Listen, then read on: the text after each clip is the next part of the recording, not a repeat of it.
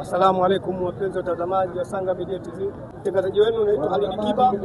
Leo tumejumuika hapa katika hafla yetu hii na tumebahatika kuongea na kamanda wetu mkuu hapa kanda ya Chanika. Sina mengi ya kuongea kutokana na hafla ile kuwepo, na naomba angetupa mawili matatu kutokana na hafla hii tuliyofanya. Kwa majina naitwa mkaguzi msaidizi wa Jeshi la Polisi Tanzania Shahame Makele. Mimi ni polisi kata wa kata hii ya Buyuni jumlisha na mitaa mitatu hii ya Pugu, Kinyamwezi na kwa Mustafa na Kibugo Fresh Egg. Kimsingi mimi jukumu langu kubwa ni kuihudumia jamii hii ambayo mimi nimekabidhiwa dhamana kuhakikisha wananchi wanakuwa salama. Lakini leo kama mnavyoona tumehudhuria katika hafla ya iftar, lakini pia tumejumlisha na kumwombea dua aliyekuwa kiongozi wetu Afande OCD Afande Awadhi Mohamed Chiko ambaye alitangulia mbele za haki tarehe 17 mwezi wa 3 kwa ajali ya gari. Sasa mimi kama kijana wake ambaye nilikuwa namwakilisha katika kipande hiki, kama nilivyozungumza pale kwamba wanadamu wanapofariki basi mambo matatu huwa yanamfuata, ni pamoja na walad swaliha, mtoto mwema.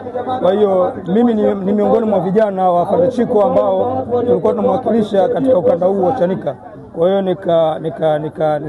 nikajumuika na jamii ya wana kwa Mustafa kuja kumwombea dua, lakini pia kushiriki na iftar. Kwa uchache sana kiongozi wetu, wakati tunaenda kuhitimisha interview hii, tunaomba mzungumzie kwa ukiti wa serikali ya mtaa maeneo haya kwa Mustafa. Kwa uchache sana muelezee ni mtu wa aina gani?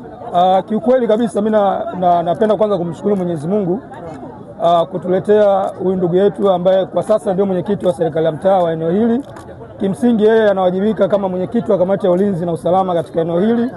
Mimi nakuwa mtaalamu wa kwake wa kuhakikisha tunaimarisha maeneo haya kwenye mambo ya ulinzi na usalama kwa wananchi. Kwa hiyo ni mtu mwema, ni mtu mzuri, anapenda ushirikiano, anapenda kuwajibika, apende uhalifu.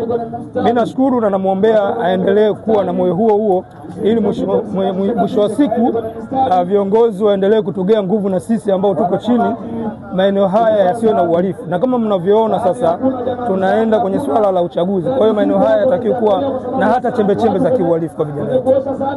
Na sisi tunashukuru sana kupata wasaa wa kuzungumza na wewe machache sana. Kwa hiyo tunaomba tukutakie kila laheri na kuendelea kujumuika na majukumu yako mengine ya kitaifa. Asante sana. Shukrani sana. Asante sana.